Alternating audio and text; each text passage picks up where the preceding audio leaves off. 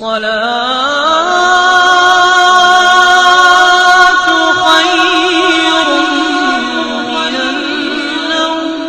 عزیز دوستوں اور ساتھیوں،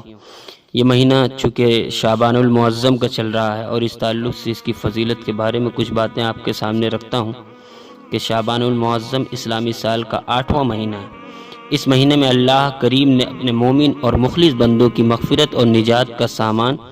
فراہم فرمایا، اور اس کے حبیب پاک صلی اللہ تعالیٰ علیہ وسلم نے اس ماہ میں پائے جانے والے فیوز و برکات سے آگاہ فرمایا، نیز اس کے حصول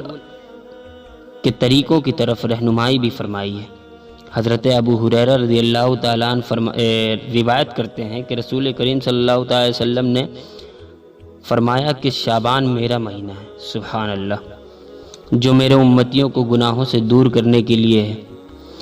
مزید ارشاد ہوتا ہے کہ رجب اور رمضان کے درمیان شعبان کا مہینہ ہے۔ لوگ اس کی طرف سے غفلت کرتے ہیں، حالانکہ اس ماہ میں بندوں کے اعمال رب العالمین کے حضور پیش کیے جاتے ہیں۔ اللہ،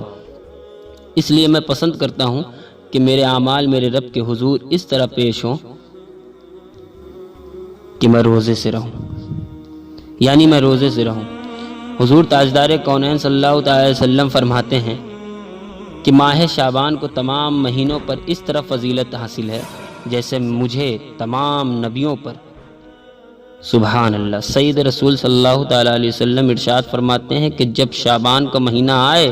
تو اپنے نفسوں کو رمضان کے لیے پاک کرو اور اپنی نیتوں کو اچھا کرو کہ بے شک شعبان کی بزرگی ایسی ہے جیسے میری عظمت و بزرگی ہے۔ تم لوگوں پر خبردار ہو جاؤ کہ بے شک شعبان میرا مہینہ ہے، تو جس نے شعبان میں ایک دن روزہ رکھا اس پر میری شفاعت حلال ہو گئی، یعنی جس نے شعبان کے مہینے کا ایک روزہ بھی رکھ لیا اس پر حضور صلی اللہ تعالی علیہ وسلم کی شفاعت واجب ہو گئی۔ اللہ کے رسول صلی اللہ تعالی علیہ وسلم کے اس بابرکت مہینے میں تمامی مومنوں سے گزارش کرتا ہوں کہ آپ تمامی حضرات اپنے گھروں میں اس وقت، چونکہ ایسا ماحول ہے ہندوستان میں کہ کہیں کوئی جا بھی نہیں سکتا، تو میری آپ سے گزارش ہے کہ زیادہ سے زیادہ اس مہینے میں ثواب کمائیں اور اپنے نجات کا ایک ذریعہ بنائیں، اور رمضان کے لیے بالکل بھرپور طریقے سے اپنی نیتوں کو صاف کریں، اور انشاءاللہ رمضان کی فیوز و برکات سے اللہ ہم تمامی مسلمانوں کو مالا مال فرمائے۔